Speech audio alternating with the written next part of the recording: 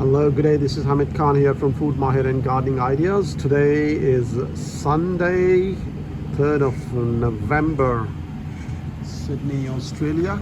Just to give you some update on some of my plants. You can see the guava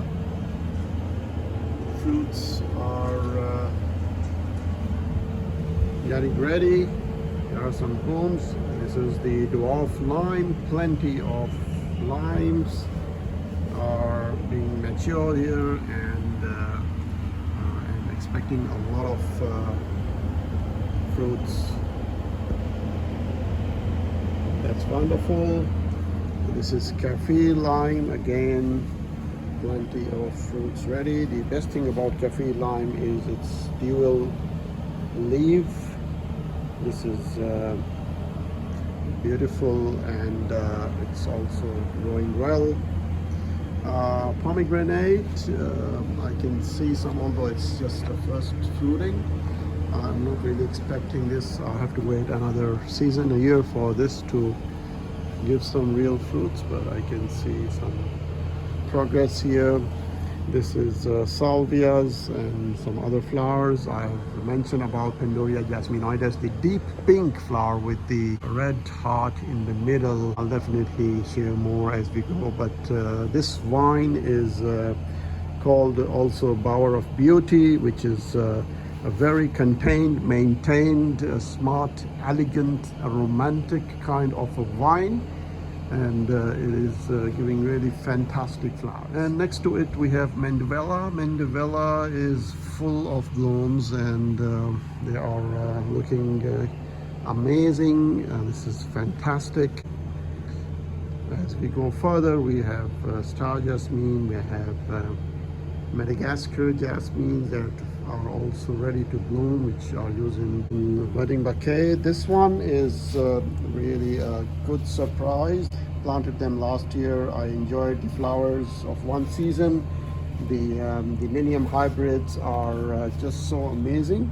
I bought another one. I'm going to plant it somewhere else, maybe in the front yard, but I'm happy for these three that they have grown up from the bulb again. These liliums are they like full to part shade sun. I'll definitely have another episode of this one once they grow and start blooming. It's a bulb with large sort of a showy flower colors in orange, yellow, pink, purple and white. This is beautiful. I mean, this one it grows well also in pots. Great for pots, good for mass planting, for a striking display.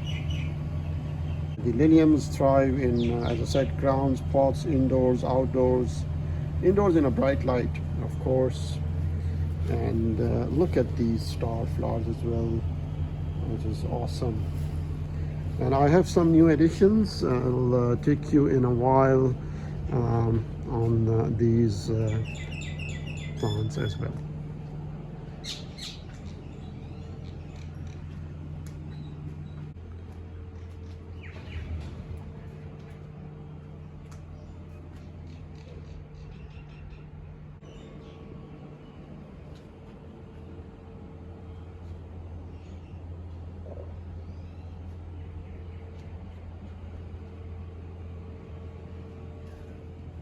And this one is from the Salvia variety, the Salvia Mysticspire.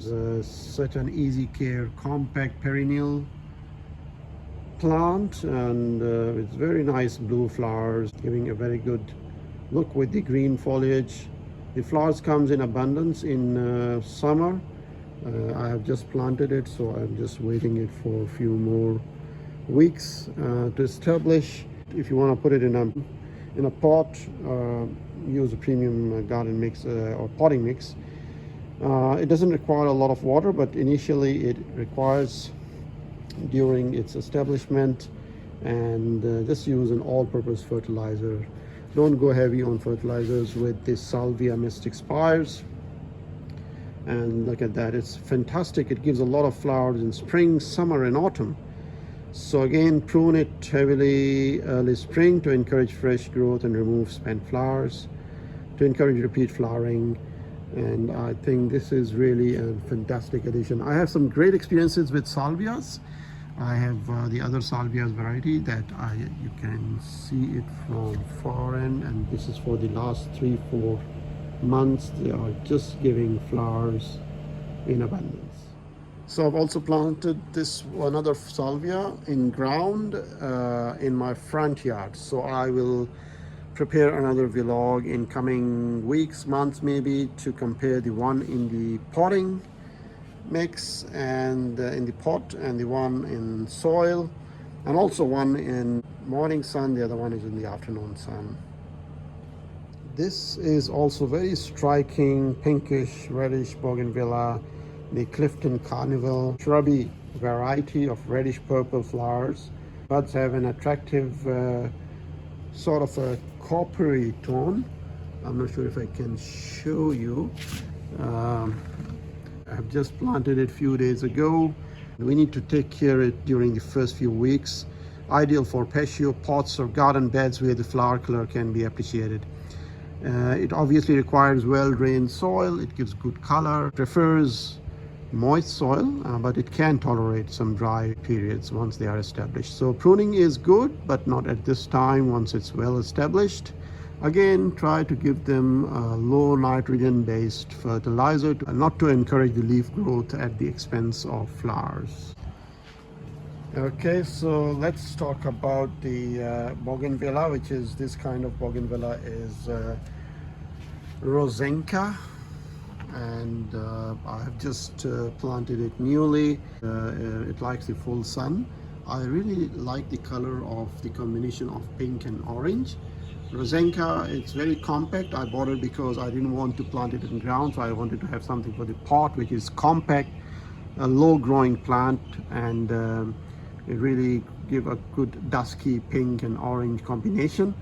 It's best grown in a well drained potting mix. I've used a potting mix which is premium potting mix, and added some cocoa peat and some organic fertilizer. So bougainvillea roots are a bit sensitive, so when you are replanting them or transplanting them, you need to make sure that we don't damage these roots. And once they are established, these bougainvilleas require little watering, but initially we need to water them every day. So very forgiving plant, and we need to prune it back after the first year, and then add a little fertilizer. Now the good thing is, if you want to have more flowers like this one, and we need to give them less nitrogen fertilizer. If we give them more fertilizer, then the energy will go to the leaves and we'll have less flowers. So best is to give them an organic one. So I'll definitely have a few more episodes on this bougainvillea. And this one I have planted it first time. This is Dianthus passion, and highly fragrant, gives masses of flowers. The Dianthus, my first experience with this, I'm not sure really about its tips at this time. It should definitely be in full sun, could be in part shade as well. Once established, it can be dry tolerant and gives high fragrance. It normally goes 30 centimeter high and around half a meter wide, or 60 centimeter wide. So it's easy to grow, seems like, you know, what I heard about it, and it gives some lengthy floral displays in both autumn and spring. So it's an outstanding performance that tolerates dry and some difficult conditions. Can be used in containers. You can cut flowers for indoors. Some stunning edging and garden borders. And the Dianthus alwoodei is a cross called Passion. As I said, it is a low water requirement, low maintenance, forgiving plant, easy to grow once established. So once it's newly planted, we need to take care of it until it's fully established, and we need some deep watering during extended hot weather. Today is a bit hot, around 32 plus in Sydney, so we need to apply some slow release fertilizer during spring, in early spring. It doesn't require pruning. It's very compact, nice, so no hard pruning with Dianthus. apply a slow release fertilizer, and it will just remove the spent flowers, and it will encourage the new growth of flowers.